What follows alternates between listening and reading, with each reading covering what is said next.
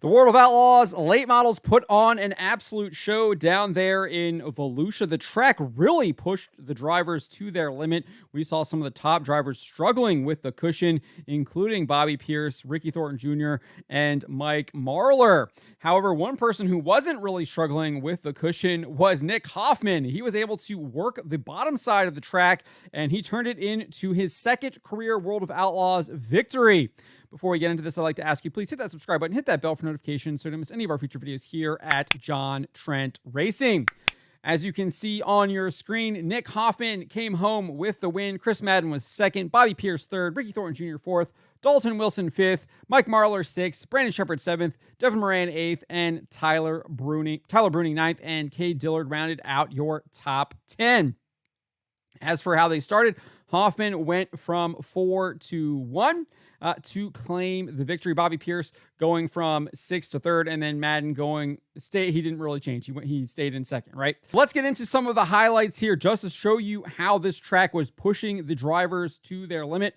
Mike Marlar jumped out to an early lead. Bobby Pierce was trying to reel him in. We're already on lap 3. He'd moved up to position 3, but that cushion would jump out and bite him like the Gators down there in Florida. Let's take a look and see what happens here. Ripping that top, gets caught up in the cushion, really fades behind, and he's racing there for 4th now with Tyler Bruning. It wouldn't just be Bobby Pierce. We would see this happen with Hudson O'Neal as well. Hudson O'Neal actually had a really good run early on, had moved up to 9th. You can see he moved up 3 spots from 12th, 6 laps into the race, and we'll see what happens to him with the cushion. Just kind of loses it, and that Gator's like, come on, give me that tire. But he's able to correct it and keep going. But you can see this was a challenging track. I mean, these guys were making mistakes. They were misjudging that cushion. It was really pushing them to their limits. We also had it with Mike Marlar. He was being challenged for the lead by Ricky Thornton Jr. on lap 8, and that the Gator living in that cushion said, come here, I want a piece of your car. And it got a piece. Let's take a look here. See, he just kind of maybe overdrives it, gets up there, really kind of loses all of his momentum, has to save it, but allows Ricky Thornton Jr. to get past him and Chris Madden to quickly close in on him. And then the Gator was looking for Ricky Thornton Jr. as well. Let's take a look here. You can see Thornton really driving in there, drives up the cushion, allows a lot of guys to get by him. Marlar, Madden, Pierce, Hoffman is right there as well.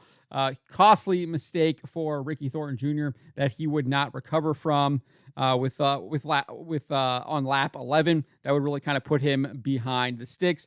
And then we have Nick Hoffman, who made an absolutely brilliant pass on the last lap. He was able to fend off Bobby Pierce. Those two had a great race throughout. A lot of back and forth there. Mainly Hoffman running that bottom side, Pierce running that top side, kind of going back and forth.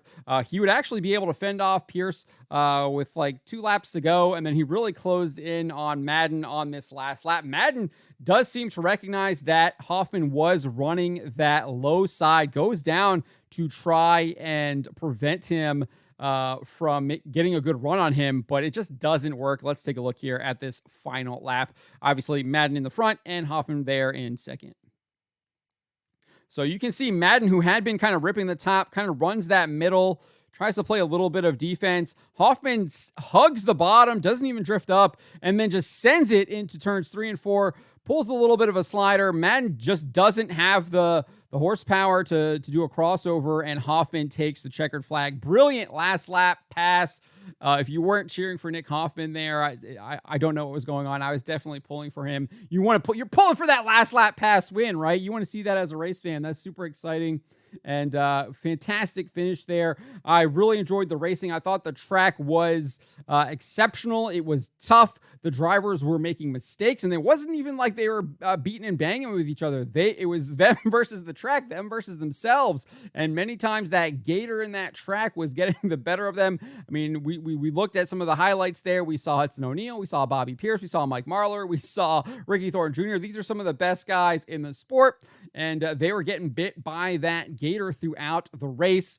But I hope we get to see another one of these tomorrow. Hopefully, the show on Saturday doesn't get rained out either. This has been exceptional. I know some of the earlier races aren't as entertaining, the heat races and things like that. But once we get to these main feature races, these races later on, when they actually have built up the cushion, the track's gotten a little bit more treacherous. It's really pushing these drivers to their limit. The racing has been exciting. But those are my thoughts on this. Let me know what you guys made of the race in the comments below.